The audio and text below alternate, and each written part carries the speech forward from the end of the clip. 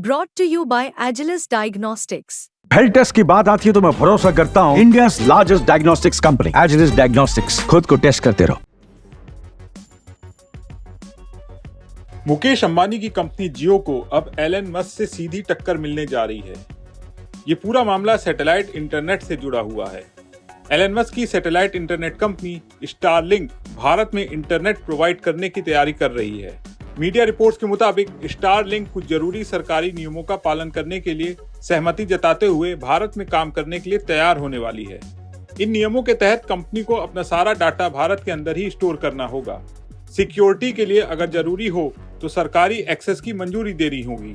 भारत में satellite based internet service शुरू करने के लिए स्टारलिंक को एक खास लाइसेंस की जरूरत होगी, जिसे GMPCS लाइसेंस कहा जाता है।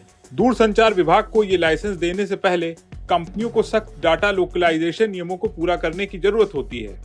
मीडिया रिपोर्ट्स में बताया जा रहा है कि स्टारलिंक इन नियमों का पालन करने के लिए तैयार हो गई है। हालांकि अभी तक कोई आधिकारिक समझौता नहीं हुआ है। तो ये पूरा मामला क्या है, सैटेलाइट इंटरनेट के क्या फायदे हैं, ये भारत में कब से शुरू हो सकता है और कैसे एलन मस्क मुकेश अंबानी की जियो को टक्कर देने जा रहे हैं, इस रिपोर्ट में हम आपको बताने जा रहे हैं। ट्राई ने भारत में सैटेलाइट इंटरनेट सर्विस लॉन्च करने का रास्ता साफ कर दिया है। दूरसंचार नियामक ने पिछले दिनों इंडस्ट्री से जुड़े स्टेक होल्डर से स्पेक्ट्रम एलोकेशन की प्रक्रिया, प्राइसिंग आदि के लिए सुझाव देने के लिए कहा था। अब नियामक ने स्पेक्ट्रम आवंटन से संबंधित रिकमेंडेशन को 15 दिसंबर तक फाइनलाइज करने के लिए कहा है। इसके बाद दूरसंचार विभाग इन सुझावों को रिव्यू करेगा और स्पेक्ट्रम के आवंटन या फिर नीलामी को लेकर फैसला लिया जाएगा। सरकार के इस कदम के बाद भारत में सैटेलाइट कम्युनिकेशन सर्विस शुरू हो सकती है। इधर एलन मस्क की स्टारलिंक के लिए भारत में राहें आसान हो गई हैं। देश में स्टारलिंक के सैटेलाइट ब्रॉडबैंड सेवा लाइसेंस एप्लीकेशन का आगे बढ़ना लगभग तय हो गया है। स्टारलिंक ने डिपार्टमेंट ऑफ टेलीकॉम की डेटा लोकलाइजेशन और सिक्योरिटी रिक्वायरमेंट को मान लिया है। इन दोनों ने सिक्योरिटी से जुड़ी कई चीजों पर सहमति व्यक्त की है। कुछ दिन से यह मामला सहमति पर अटका हुआ था। स्टारलिंक और जेफ बेजोस के कुइपर के भारत में एंट्री करने में यही एक बड़ी बात थी, जो अब स्टारलिंक ने स्वीकार कर ली है। डिपार्टमेंट ऑफ टेलीकॉम के दिशा निर्देशों में कहा गया है कि भारत में जो भी सैटेलाइट कंपनी काम करेगी उसे डेटा देश के भीतर ही स्टोर करना होगा। ध्यान देने वाली बात यह है कि भारत सरकार की तरफ से भले ही स्टारलिंक के लिए रास्ते खोल दिए गए हों, लेकिन स्टारलिंक ने अभी तक इस पर अपनी बात नहीं रखी है।